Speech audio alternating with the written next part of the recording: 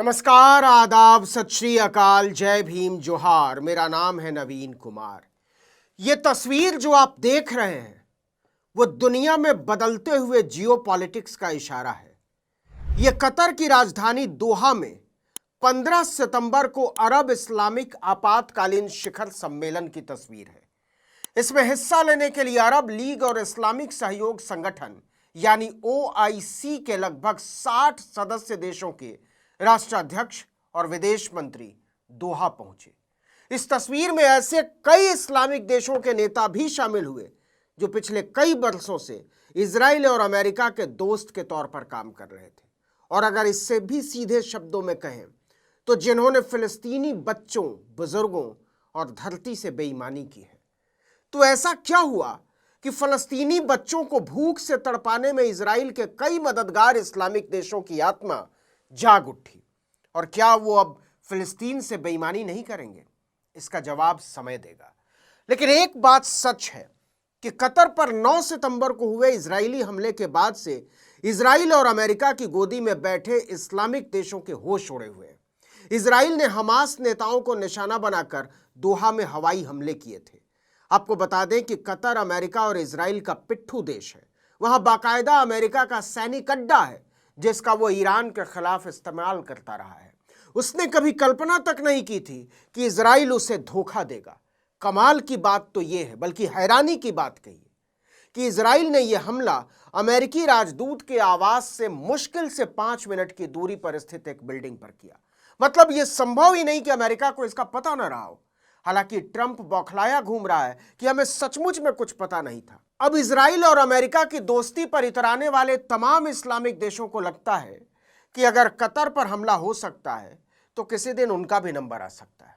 लिहाजा तुर्की से लेकर सऊदी अरब, UAE, बहरीन, पाकिस्तान, ईरान जैसे तमाम देश कतर की बुलाई हुई आपातकालीन बैठक में शिरकत करने पहुंचे।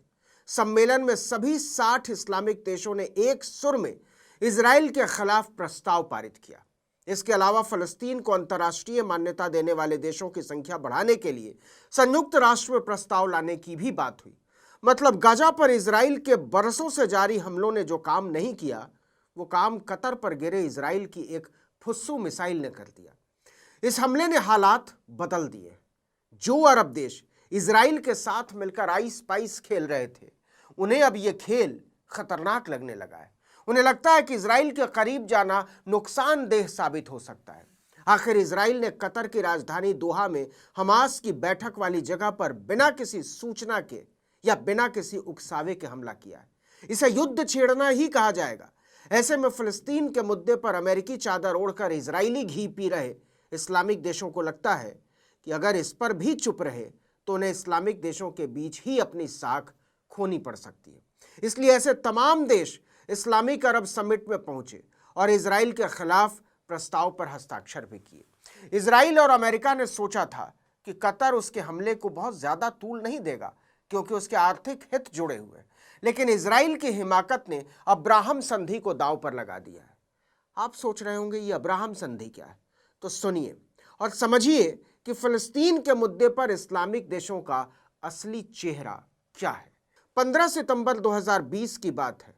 डोनाल्ड ट्रंप की पहली प्रेसिडेंसी का आखिरी साल था। व्हाइट हाउस के बरामदे में संयुक्त अरब अमीरात, बहरीन और इजराइल के सर्वोच्च प्रतिनिधि मौजूद थे। ट्रंप ने एक संधि तैयार करके पहले से रखी थी जिसके तहत संयुक्त अरब अमीरात और बहरीन को इजराइल के साथ पूर्ण राजनयिक संबंध स्थापित करने थे। इस संधि को अब्राहम संधि का नाम दिया गया था।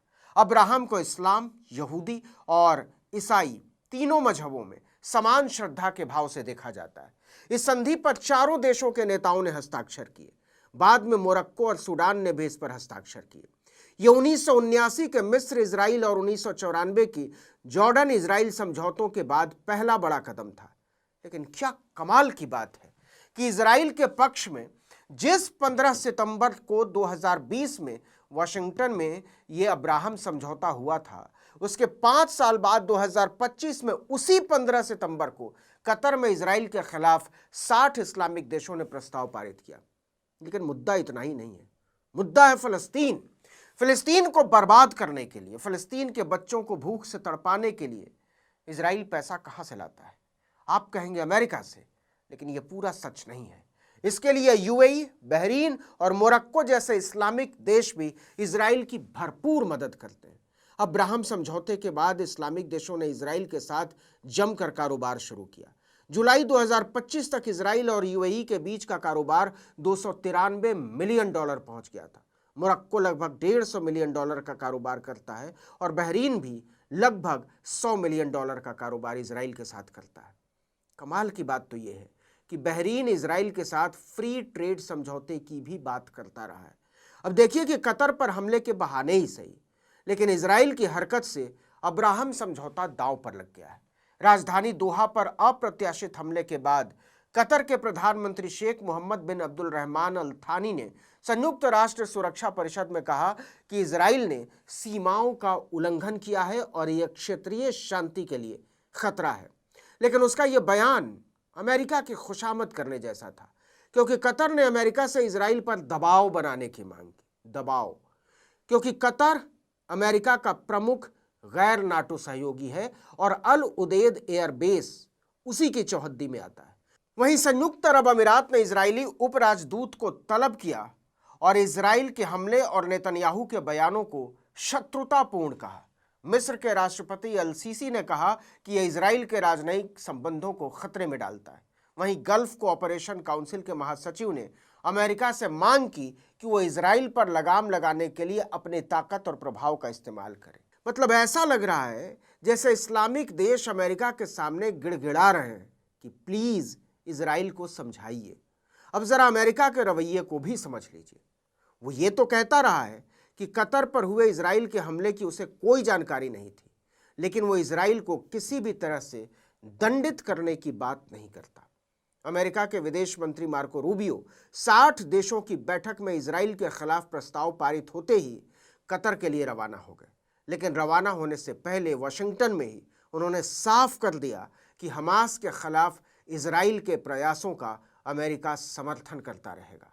आपको बता दें कि हमास की बैठक के दौरान ही इजराइल ने दोहा पर हमला किया है। अब आगे जो भी हो, लेकिन इस समय सारे देशों के फैसले फलस्तीन की औरतों और बच्चों की नज़रों में संदिग्ध हैं।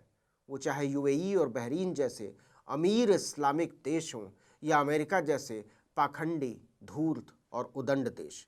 बित्ते भर के इजराइल के सामने 60 देशों का विशाल कुनबा बहुत ही बौना और बेचारा नजर आ रहा है अमेरिका के रहमो करम पर। इस वीडियो में इतना ही, लेकिन अगर आपने आर्टिकल 19 इंडिया को अब तक सब्सक्राइब नहीं किया तो फौरन कर लीजिए, बेल आइकॉन दबाइए, घंटी जैसी आकृति लाइक कीजिए और कमेंट करके बताइए हमारा वीडियो आपको कैसा लगा।